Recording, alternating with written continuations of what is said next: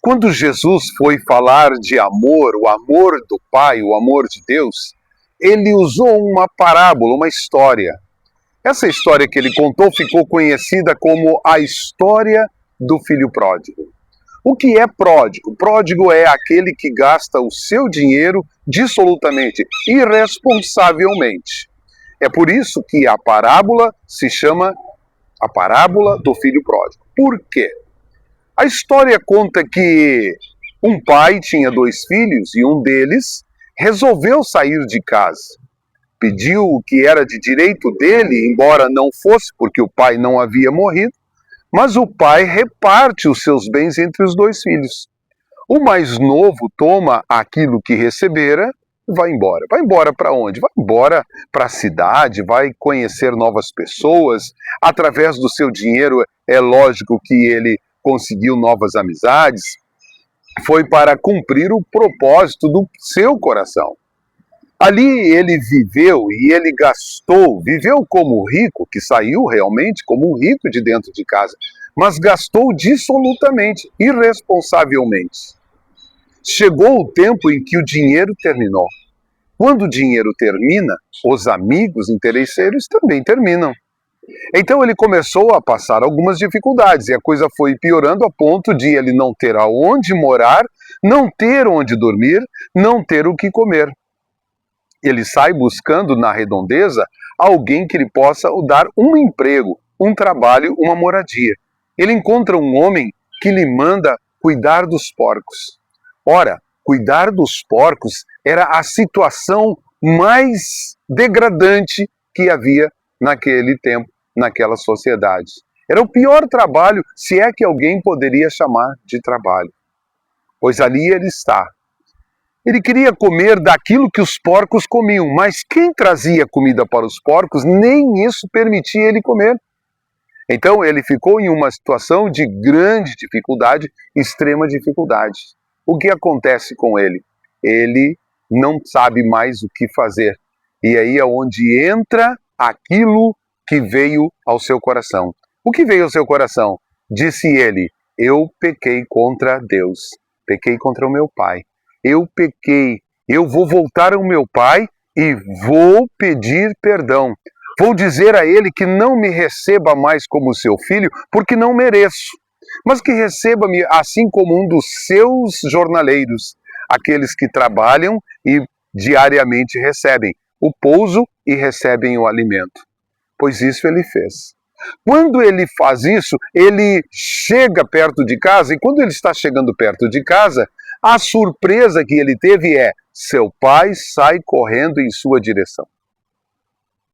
O seu pai, por que saiu correndo na direção daquele jovem? O pai estava cuidando, estava a postos, esperando o dia que ele voltaria. Isso nos diz que aquele homem sabia que aquele filho iria voltar. Por que ele sai correndo e vai encontrar o filho? Aqui neste lugar onde nós estamos é muito característico das fazendas daquele lugar, e até hoje, nos interiores do Brasil, nós encontramos fazendas iguais a essas. Aonde a estrada passa lá adiante, aqui há uma entrada que leva até a casa sede da fazenda, e para trás da casa sede está a fazenda propriamente dita. Aqui à direita e à minha esquerda estão o quê? As casas dos empregados. Aqui está a vila onde moravam os empregados e a rua ela passava no meio. Por que esse detalhe? Porque aquele menino tinha feito algo que para aquela sociedade era terrível, imperdoável.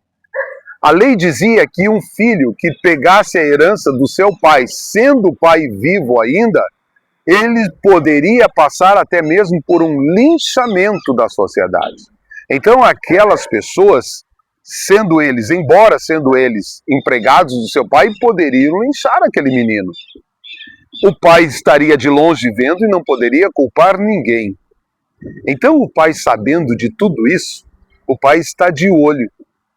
E quando ele vê o filho lá na estrada, ele sai correndo em direção ao filho. Alcança o filho lá fora, abraça-o e beija. O abraço é a recepção, o beijo é o carinho, é a demonstração do amor. Então o pai entra com aquele filho abraçado. Os empregados olhavam de um lado e de outro e não podiam fazer nada. Por quê? Porque o pai já tinha recebido o filho.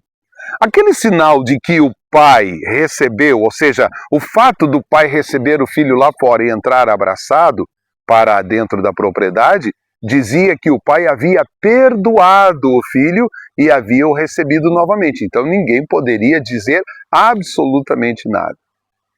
Quando chega lá na sede, na casa, ele manda fazer uma grande festa. Ele manda trazer o cevado, o bezerro cevado. Veja que não é um cevado, é o bezerro cevado. Por quê? Porque cada pai, cada homem tinha um animal tratado especialmente para quando chegasse uma visita que era muito especial. Uma visita que não era esperada. Então ele manda trazer e matar o bezerro cevado. Isto significa o quê? Que a volta do filho foi de uma alegria tremenda para aquele pai, a ponto de ele mandar trazer aquele cevado especialmente preparado. Nisso, ele coloca no seu filho um anel, uma roupa nova e sapatos. O que significa isso? Um anel colocado no dedo está dizendo: as minhas coisas são tuas. O que eu tenho passa a ser teu também. Quando um casal contrai o matrimônio, eles recebem uma aliança um do outro, dizendo: eu sou tua, eu sou teu. O que é meu é teu, o que é meu é teu. A sociedade recebe aquele menino agora como novamente herdeiro daquele homem. Mas vem a roupa. E o que representa a roupa? Em Apocalipse capítulo 19, versículo 8, nos diz que a roupa são as atitudes de cada um de nós. As nossas atitudes são as roupas, isto é, mostra o que nós fazemos. É a nossa vestimenta espiritual.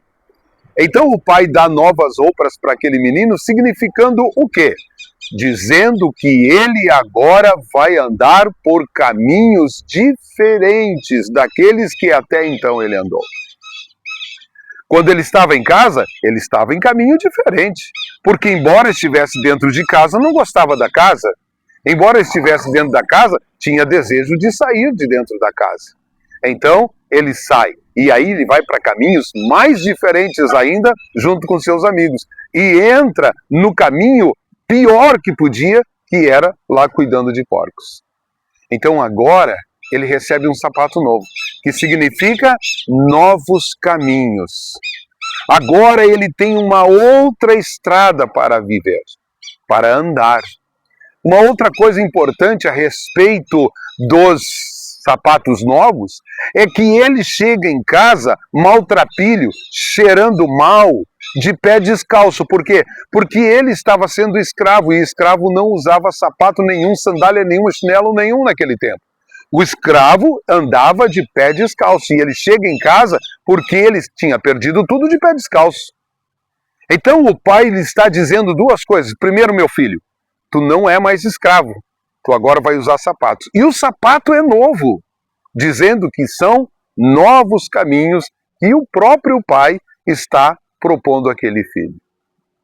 Toda essa história nos diz que todos nós saímos da presença do Pai um dia. Todos nós pecamos, todos nós erramos de uma forma ou de outra. Mas o Pai nunca desistiu de nos esperar. Ele estava sempre olhando, ele estava sempre cuidando. O Pai estava sempre dizendo: vinde após mim, todos vós que estáis cansados, oprimidos e sobrecarregados, e eu vos aliviarei. O Pai estava pronto. O Pai sempre esteve no seu posto. Quem saiu do posto, do seu lugar, foi aquele filho.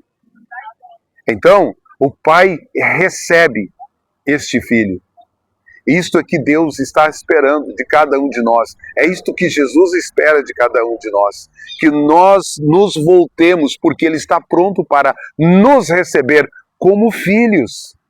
e como filhos que um dia saímos da sua presença. E agora o Senhor vem a nós e nos dá um abraço e nos recebe. Isso nos mostra o quanto o Senhor nos ama.